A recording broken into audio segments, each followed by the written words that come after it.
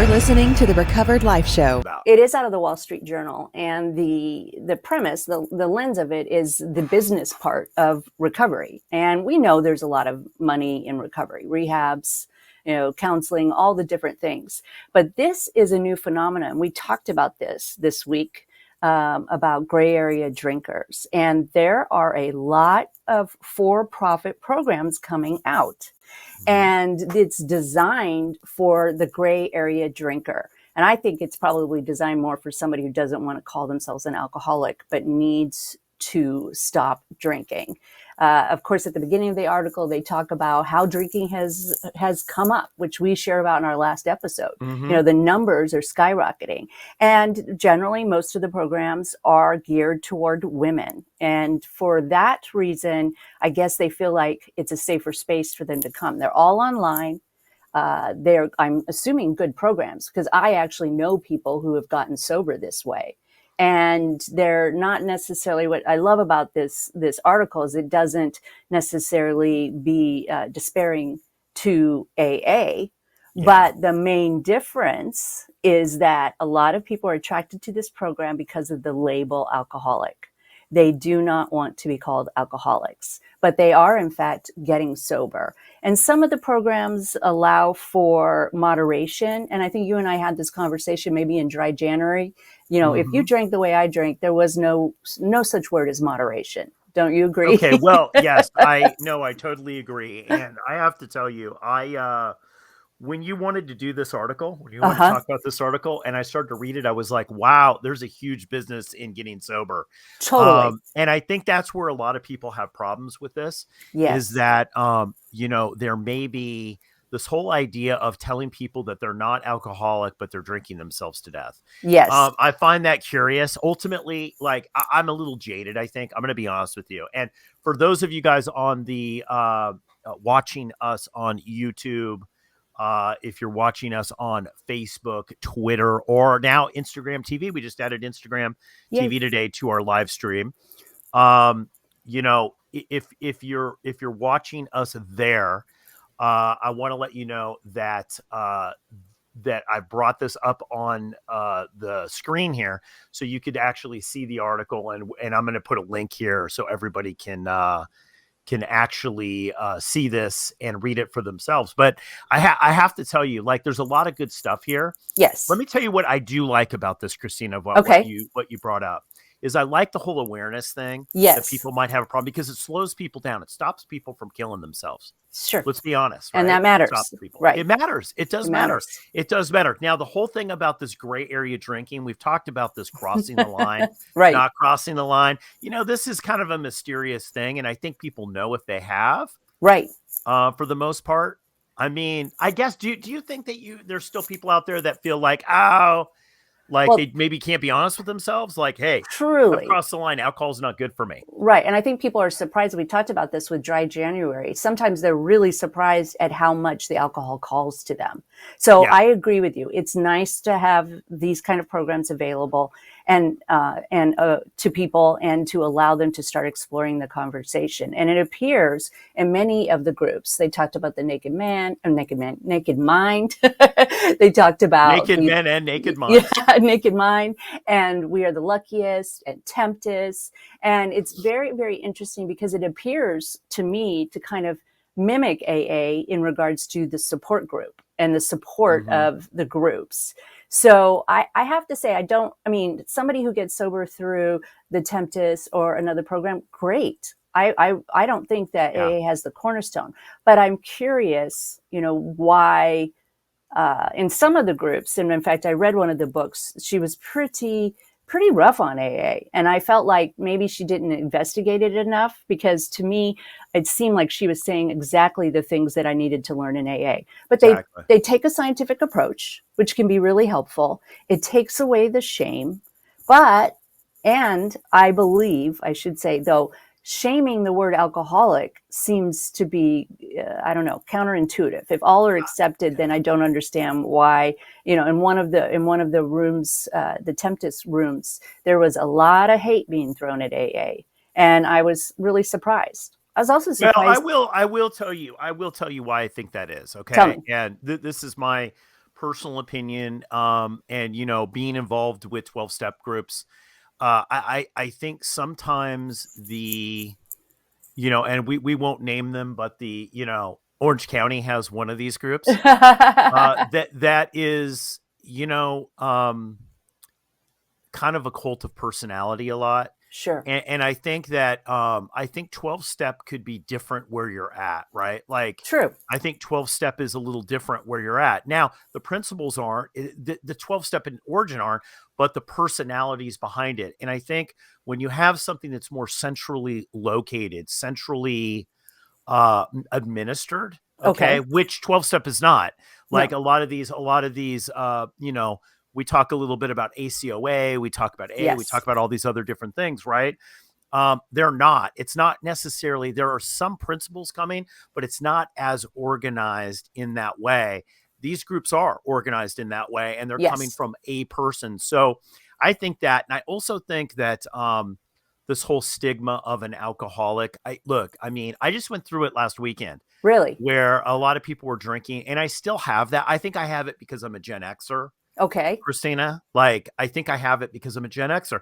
And I Right. think our generation still has, it's like, oh, why don't you drink? Oh, I'm in recovery or whatever. True. Not that I've only ever really gotten someone really giving me a hard time that had an addiction problem. There you go. They didn't like seeing Yeah. the mirror and yeah, It's always totally. people that have addiction problems that do. Now, in early recovery, that messed me up. Now it doesn't. No. I don't even care now. It's You know what I mean? interesting that you say that, because there is a woman that they interview in this article where she talks about, to me, an alcoholic was somebody who had lost their job, their home, Yeah. their family, and was living on the streets.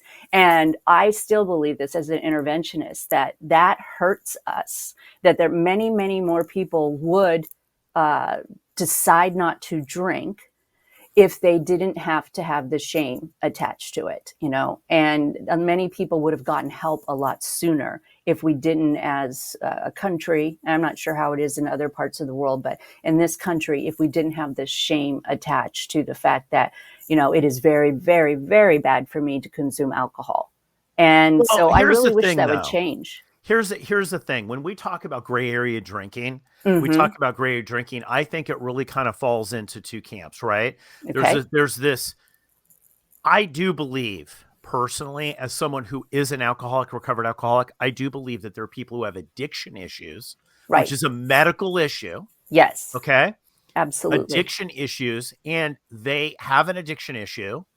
They treat that medical issue. They become not addicted to painkillers. Yes. Or whatever it is, right? Yes. Oh, I threw my back out. I got addicted to a painkiller, and now I've gotten off that painkiller.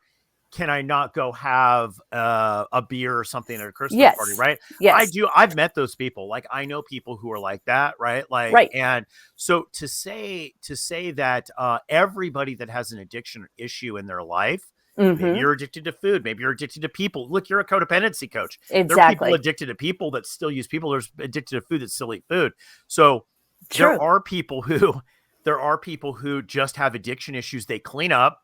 It's over. Their life goes on. I always say this is like the alcoholics and drug addicts and really hardcore codependents and people who have gambling problems. When they get sober, that's when the hard part starts. That's when everything falls apart, when they get sober. Exactly. Like, there might be a lot of wreckage around the medical side of it, and they have the medical side too, right? We had the medical side too. Right. But it's when they get sober, when they stop using it, that's when everything falls apart. I think that's really what makes you an alcoholic versus a non-alcoholic. I think that's one of those elements. It's so true. I'm glad that you brought that up. I'm going to think about that a little bit longer. When I first heard this, I have to be honest, I was a little cynical and I was confused. Why would you pay money when you can go to AA for free? And since then, I've started to pull back, because there also are groups that are not for profit. And I don't have any ill will. They are obviously providing a service that people want and are using. So everybody wins in this situation. But my original thought was, wow, you pay for this. This is surprising to me. And then obviously I'm a coach. So I've had to kind of really figure out how I stand on this issue and what works. And I realize sometimes people need more. In AA, it literally says, of this we know very little. You know, page 164 in the big book talks about you will need more support. You will need more investigation. And so I don't know. I mean, I'm grateful that they're having the conversation. I'm Yeah. also a little surprised that I didn't even know that it was happening. And that's why I wanted to talk about it today, because in the recovery world, it's big. Well, I'll tell you this. Here is one of the things for that I think is 100% about this.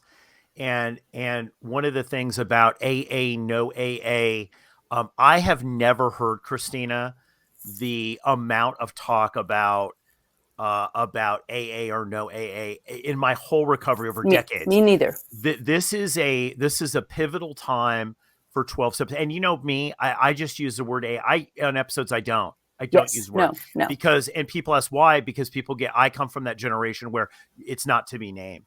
True. Okay. Now I don't really think it ever said, and I'm going to get some, look, I'm going to get some big I book know. numbers that are going to just hit this thread. And they're going to say Damon in paragraph 5, whatever, in Bill's first book or his note when he put on a gum wrapper.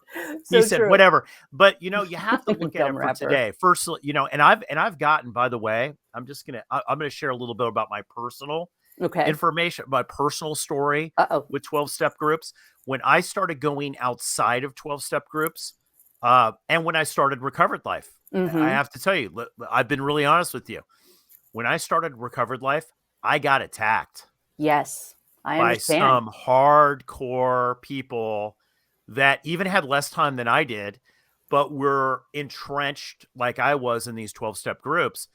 And I found it very culty. I'm going to tell you, I found I find some of these things, and you know what? And I got pegged. I got labeled. I got tokenized as somebody who hated 12-step groups. Which you don't, obviously. Oh my God, no. Like No, anyone who knows me, I you don't love do it. that. I got it the other day from a friend that says, oh, this guy won't talk to you anymore, I was really close to. He's like, because he thinks that you hate 12-step groups. And I'm like, what? You got to be kidding me. Does he watch the show? He Right? Exactly. That's I'm a huge fan of that. And it totally saved my ass several decades ago. So, but I think you do have that. I think it's starting to split into two camps. And I think, I'm noticing it in my private peer groups. Wow. When we have like groups of fellowship of 5 to 10 people, which we sometimes can only do online. Yes. Over half of the conversation was maybe it's gone. Maybe this will never come back. Right. I hope not. My home group has stayed intact, but it's certainly, I think that the big, huge meetings that, specifically the one that was in Orange County, it has, stopped. And I think I've shared this before. My husband attended a very large meeting, 100 people, 7 days a week. It was one of those standard meetings, and now it's down to 15, 20. So I'm grateful that these programs are out there for people. I think it's still an entry point, and I still believe strongly that if you are going to stay sober, you have to have a spiritual awakening, whatever that's called. And what I noticed in the people, I have very good friends that attend the Luckiest Club, that got sober in a group together that was designed to stop the madness. They love it. They're getting the support they need, and that works. But I also see them in rooms in Clubhouse and getting more. So in that way, I'm not really sure it's that different than AA. It just is a total shift in perspective. Well, right? I'll tell you where I think it is different. And I think this is the dangerous part. I'm always the nervous Nancy about this. Yes. This is a dangerous part that I see about some of these things that were mentioned in the Wall Street Journal article. And, I thought that, I think her name is Ann Turgeson, did a great job on this. But I think that I think, and I don't know if I don't think it said if she was sober or not sober. It didn't. No, but she didn't. I will tell you the dangerous thing about this is telling alcoholics that they can drink like non-alcoholics. I think is, look, do we have this about strawberries? Do we have partial clubs? No, about, exactly. Like, well, peanut butter. I'm kind of allergic to peanat butter. Yeah, so but I can still eat peanut. This is what makes me think like that makes me like I could see just people, if you've ever worked with a real alcoholic, and when I know people don't like that thing, but real with the capital R, you you can't drink Absolutely. Absolutely. socially. We call it doing research, right? In the program when somebody goes out and decides. Exactly.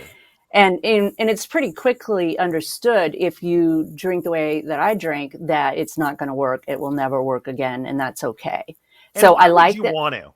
And why Right. would, and this is this is the other thing about the thinking part of alcoholism, which these programs seem to address, right? Hmm. Why would you want What to? does it do? Right. What does it Yeah, do? why would you almost die? Or it's so bad that you have to pay to go to some sort of program or True. rehab. But now all of a sudden you think, hey, it's a great idea. I want that's alcoholic in nature, if you ask me.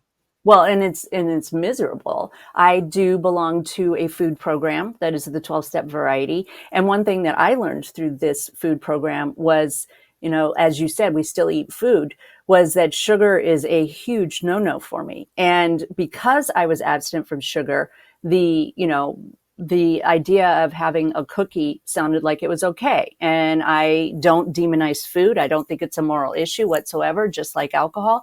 But I remember having one cookie, and because of my sugar addiction, I wanted 10, not just one or 20.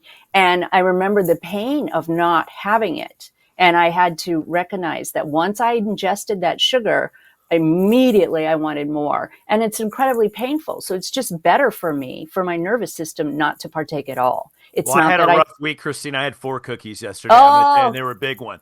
They were the big shout out to, not a sponsor, but shout out to the Costco chocolate chip oh, cookies. they Saved have my good life bakeries. yesterday. They do. Costco But has no, good I get bakeries. what you're saying, and I think the thing that I don't like about this, and and I know I've got, look, I'm looking right now on the live stream. There's people from Greece actually that are going in and their Oh, comments, like, hi. so shout out to everybody that's listening there. But I have to tell you, there's going to be comments on this. It's the same thing when we did that. Remember the Stacey Danford episode Yes. that I did about character defects? I got a lot of Yes. that too. You But did. I thought, as being as a hardcore old school guy as I am, Yes. I agreed with that. Like, the character defects weren't good. So I do think there are Hate a that group of word. people. I think there are good. So let's sum this up here as we get Okay. to the end of the segment here. I personally believe, and I want to hear what you, that my data of just me just being living and Yes. seeing this for a while, I do believe that there's a large group of people out there that are great drinkers. They haven't maybe crossed the line. Maybe they Right. have. Hmm. They're somewhere on the line, right? They're definitely drinking or using drugs alcoholically. Hmm. Um, but they maybe don't have all of those components, and True. this maybe pulls them back. Yes. But I'm going to put the giant BUT in there. But I think those people could cross the line 15 days, 5 days, a year after Right. going to some of these programs, right? Like, Yes. so that's the thing that I find, and they didn't really get the message that, hey, you can't drink socially. Right. And ultimately what it comes down to, which is one of the main reasons Recover Life here, is that alcohol is dangerous. Mhm. It is a very volatile substance for our brain, for our physicality, for our nervous system. And it's a mechanism that will grow the more you drink. And so I think if that's the message, that's being sent out, good, because I do want that. And whatever works for you, I want to make sure I'm clear on this. Whatever works for you works for you. And I'm happy that you're finding it however you need to. But most important, if alcohol has affected your life negatively, then get some support, get some help, put it down.